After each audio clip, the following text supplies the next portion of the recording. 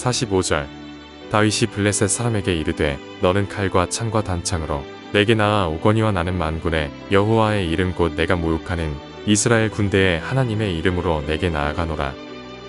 47절. 또 여호와의 구원하심이 칼과 창에 있지 아니함을 이 무리에게 알게 하리라. 전쟁은 여호와께 속한 것인즉 그가 너희를 우리 손에 넘기시리라. 계속해서 사무엘상 17장 말씀을 함께 살펴보겠습니다. 사무엘상 17장에는 우리가 알고 있는 아주 유명한 이야기가 기록되어 있습니다. 바로 다윗과 골리앗 이야기입니다. 블레셋과 이스라엘 사이에 골짜기를 두고 진을 친 후에 전쟁을 위해 대치를 하고 있는 상황 속에서 이스라엘을 도발하던 골리앗과 그를 무찌른 다윗의 이야기입니다.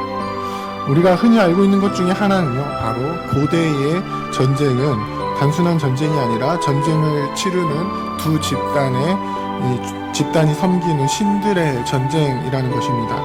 블레셋과 이스라엘이 어떤 약탈을 위해서 국지전을 벌이는 것이 아닌 부대를 주둔시키고 진을 쳐서 전쟁을 치르는 것은 블레셋의 신과 이스라엘의 신이 전쟁을 하는 그런 전쟁이라는 것입니다. 그리고 블레셋 진영에서 이스라엘을 도발하기 위해서 오늘 본문에서는 싸움을 도두는 자라는 표현을 사용했는데요. 이 일을 위해서 앞으로 나선 자가 바로 골리앗입니다.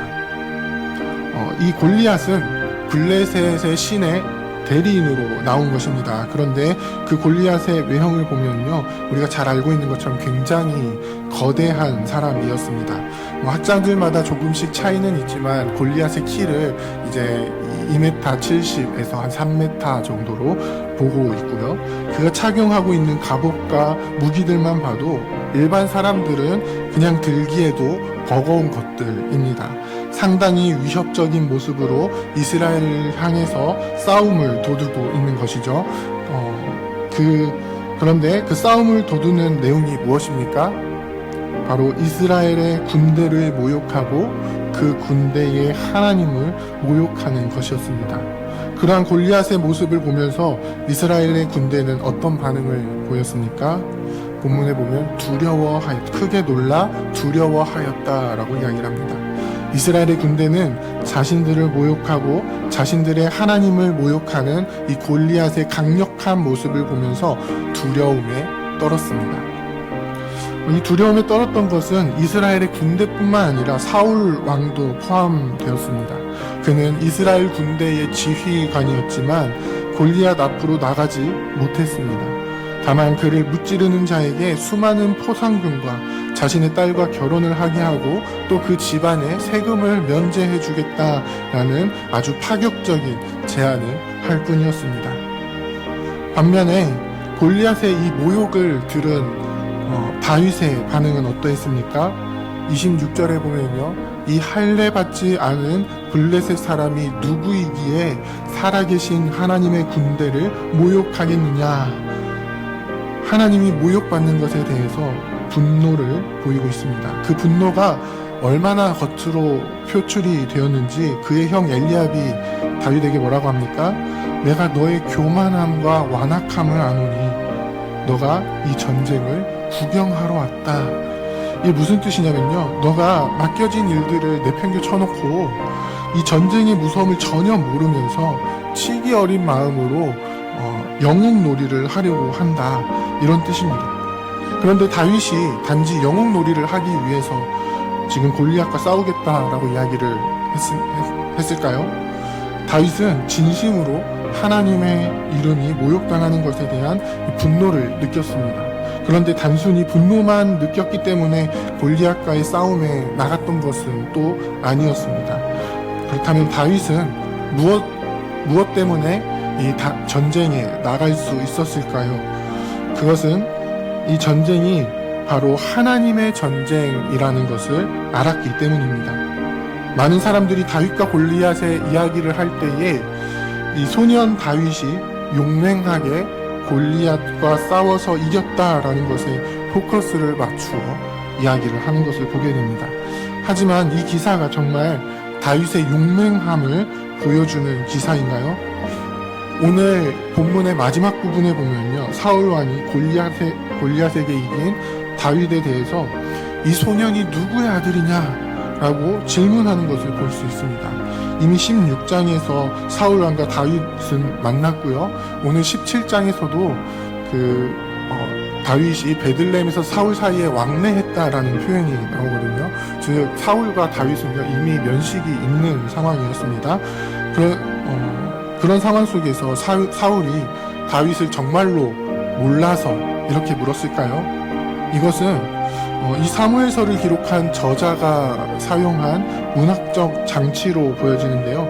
사울이 이 소년이 도대체 누구냐라고 물어봐야 할 정도로 다윗은 무명이었다라는 것입니다. 즉, 이 전투의 주도권은 다윗에게 있는 것이 아니었습니다. 오늘 본문에 기록된 전투는 처음부터 다윗의 전투가 아니었던 것입니다. 그렇다면 누구의 전투입니까? 바로 하나님, 이스라엘 군대의 하나님 여호와, 할례받지 않은 골리앗이 모욕하고 있는 하나님이 치르는 전쟁이었던 것입니다. 하나님의 전쟁에 이 다윗이 동참했던 것입니다. 그래서 골리앗에게로 나아가는 다윗은 뭐라고 외칩니까? 너는 칼과 창과 단창으로 내게 나오거니와 나는 만군의 여호와의 이름 곧 네가 모욕하는 이스라엘 군대의 하나님의 이름으로 내게 나아가노라. 사랑하는 부평교회 성도 여러분, 우리가 살아가는 이 세상 속에서는요 수없이 많은 골리앗들이 우리를 향해서 외치고 있습니다. 교회 다니면 문제가 해결되나? 교회 가면 좋은 일이 생기나? 교회에 헌금을 왜 하지? 왜 시간을 교회에 허비하지? 하나님이 어디에 있어? 하나님 있는데 세상에는 왜 이런 일들이 생겨? 우리의 믿음을 흔드는 그런 이야기들을요 세상은 거침없이 우리에게 쏟아내고 있습니다. 그런 이야기들을 들은 우리는 어떻게 반응해야 합니까? 생각보다 많은 사람들이 이 이야기를 들으면서 두려움에 떨고 있습니다. 세상의 이런 이야기에 마음이 무너져버리고 믿음이 무너져버리고 하나님을 온전히 신뢰하지 못하게 되는 경우를 많이 보게 됩니다. 하지만 우리는 이 속에서 무엇을 알아야 합니까? 우리는 무엇을 볼 수 있어야 합니까? 지금 세상이 우리에게 걸어오는 이 전쟁은 나의 전쟁이 아니라 바로 하나님의 전쟁이라는 것입니다. 만군의 하나님 여호와께서 친히 싸우시는 전쟁이라는 것입니다. 다윗의 고백처럼 이 전쟁은 우리에게 속한 것이 아닌 오직 하나님께 속한 전쟁이라는 것을 우리는 믿음으로 보아야 한다라는 것이죠. 우리는 이 전쟁에 어떻게 하는 것입니까? 이미 이기신, 이미 전쟁에서 승리하신 하나님 편에 서서 동참하는 것입니다. 그래서 우리는 담대하게 외칠 수 있습니다. 이 전쟁은 하나님께 속해 있다. 하나님께서는 이미 승리하셨다. 우리는 오직 만군의 하나님 여호와의 이름만을 의지하면서 나아간다. 우리는 우리의 대장 되시는 예수 그리스도만을 의지하며 나아간다. 믿음으로 외치며 날마다 승리하는 우리가 되기를 원합니다.